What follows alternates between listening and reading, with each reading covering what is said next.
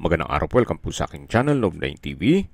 Patalasasan po, meron po ba kayong mga properties na napapabayaan or non-performing assets? Plan nyo ibenta, pero wala kayong oras sa pagbenta nito.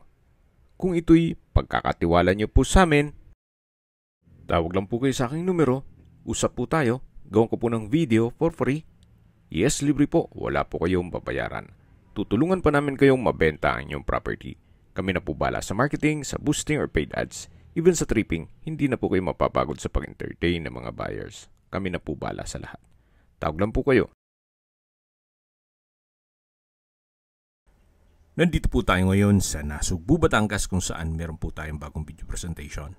Isang brand new 2-story house na may lot area na 222 square meters. May floor area po ito na 160 square meters with 4 bedrooms, titulado, buhay po ang may-ari, newly built at flood-free area. Reason for selling? Well, may pagbabago po sa plano ng mga magkakapatid na kung saan nasa ibang bansa po sila. Kaya ibebenta na lang po. Nakabakod na po buong property. Yan po yung covered na garahe na kakasya po ang dalawang sasakyan. Then sa dulo po ay may setback yan paikot sa buong property. Dito naman po ay may lamppost at ito na po yung main door. Ito ay naka-solid wood door at welcome po dito sa bahay ni na sir. Open concept lang po ito, walang partitions kaya napakaaliwalas. May glass walls and windows. Premium tiles ang ginamit sa flooring at ito'y double high ceiling. May glass walls sa taas na nag-serve as natural sunlight. Naka-glass railing din po sa second floor.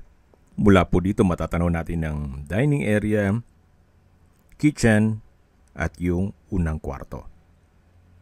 Naka-ceiling cove design na rin po dito sa side ng dining area.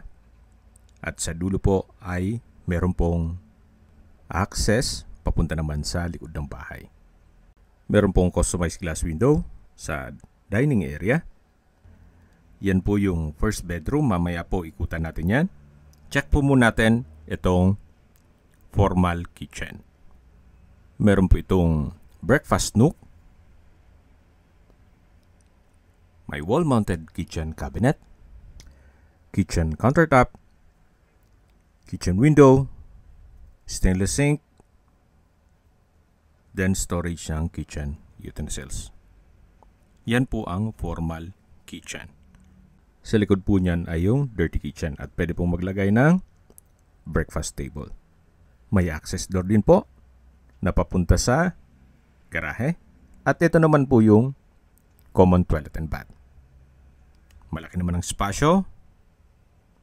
Kompleto ang bathroom fixtures, hand wash basin, water closet with bidet, shower, at naka-tile bathroom wall. Meron din pong bathroom window. Ito po yung tinutukoy ko na access door na papunta naman yan sa garahe o dun sa main gate.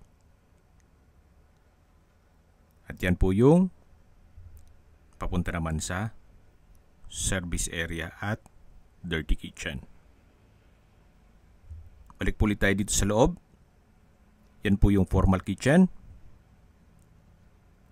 At dito naman po yung dining area at living area na naka-ceiling cove design at napakaaliwalas.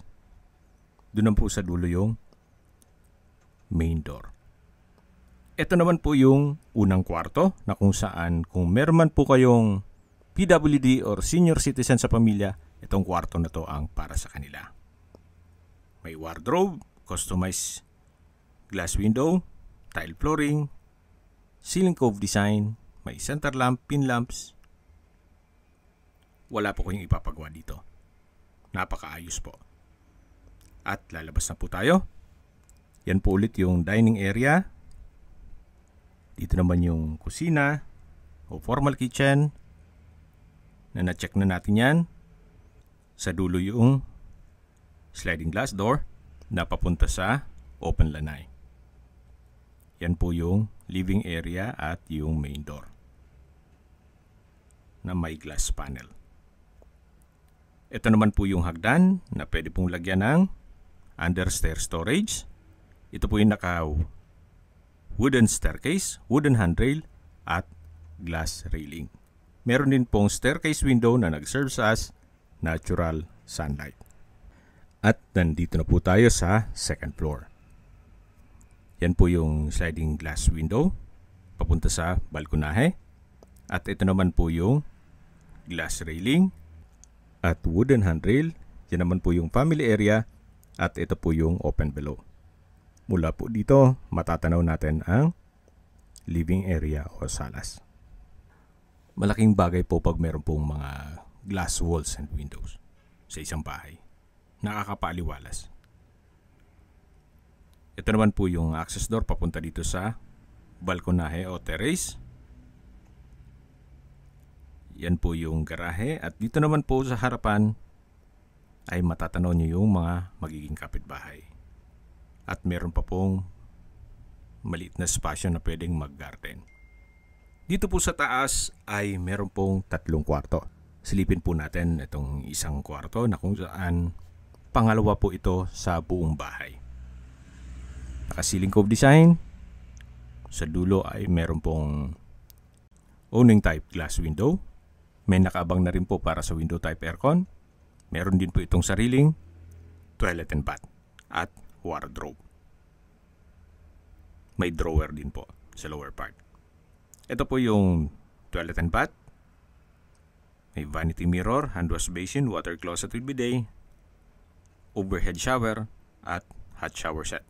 Meron din pong bathroom window at from floor to ceiling ang tile bathroom wall. Ito po yung unang kwarto dito sa second floor. Labas po tayo dito sa hallway. Ito naman po yung family area. Malaki naman po ang spasyo nito. Wooden design ng tile flooring. At dito naman po yung second bedroom. Dito sa second floor, meron pong 2 owning type window, wardrobe, ceiling cove design, center lamp, pin lamp. Sa spasyo, sakto lang. Hindi naman siya ganun kaliit at hindi naman ganun kalaki. Ito po yung pang 3 kwarto sa buong bahay. At paglabas nyo po, ito naman yung common toilet and bath. Naka-tile bathroom wall, may vanity mirror, hand wash basin, water closet with bidet, shower, at may bathroom window. Yan po yung common toilet and bath. Ito po ulit yung family area. At ito naman po yung last bedroom o fourth bedroom ng buong bahay. May customized glass window, ceiling cove design, pin lamps, wardrobe, wooden design ng tile flooring. At yan po yung pang-4 na kwarto. Yan po ulit yung family area. Ito po yung hallway. Yan po yung pangalawang kwarto na naikutan natin kanina.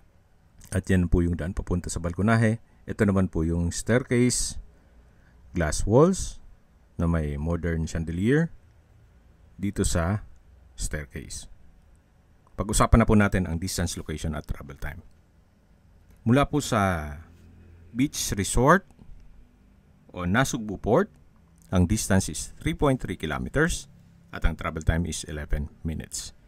Mula naman po sa bayan ng Nasugbu, ang distance is 1.7 kilometers at ang travel time is 7 minutes. Kompleto na po doon gaya ng public market, groceries, convenience store, remittance center, banks, schools, church at hospital. Yan po yung lagi kong binabanggit sa inyo na dapat nyo i-consider sa pagkaroon ng property, yung meron pong malapit na hospital. Hindi ko naman po sinasabing sakit kayo. Yan naman po ay for emergency purpose lang naman. Nandito na po tayo sa lanay at dito naman po yung service area na kung saan covered na po ito. Then sa dulo po ay yung setback papunta sa garahe. Balik po ulit tayo sa distance, location at travel time. Mula po sa Welcome Arc Nasugbu, ang distance is 39.9 kilometers at ang travel time is 43 minutes. At mula naman po sa Twin Lakes, ang distance is 33.8 kilometers at ang travel time is 46 minutes. Kung magagaling naman po sa Tagaytay, ang distance is 47.6 kilometers at ang travel time is 1 hour and 14 minutes. Mula naman po sa Manila o sa airport, ang distance is 90.5 kilometers at ang travel time is 2 hours and 46 minutes. Okay, sa presyo na po tayo. Ang original price po nito ni owner ay 10 million pesos at nag-usap po kami. Binabaan niya po niya ng 8.8 million pesos net. Ibig mong sabihin, si buyer na po ang sasagot sa lahat ng taxes at expenses with regard to documentation. Kung may mga katanungan po kayo, tawag lang po kayo sa aking numero. At sa mga kababayan naman natin na sa ibang bansa, meron po akong WhatsApp, Viber at Telegram. Same number lang po, 0917-316-3399. Sa mga nagtatanong naman po ng aming Facebook, meron po aming Facebook page na Nov9TV at Facebook Real Video. Meron din pong TikTok at Instagram. May ibang YouTube channel po kami, the Nov9TV channel, Nov9TV Listings, Nov9TV On The Spot, Nov9TV Updates, at Nov9TV House Rental. Sana po naibigyan nyo ang video presentation. Paki-like and subscribe na lang po sa aking channel para ma-update din po kayo sa aking future listings. Kung sakali po hanap nyo yung mas malaking sukat ng lupa, meron din po kami ibang listings na pwede nyong pagpilian. Huwag po kayong mag-atubiling tumawag sa amin. Then, let us know your budget para malaman namin kung anong property pwede naming ilog sa inyo. Sa lahat pong viewers, subscriber at nagtiwala po sa amin, salamat po sa suporta. Ingat po kayo lagi at yung pamilya. Maraming salamat po.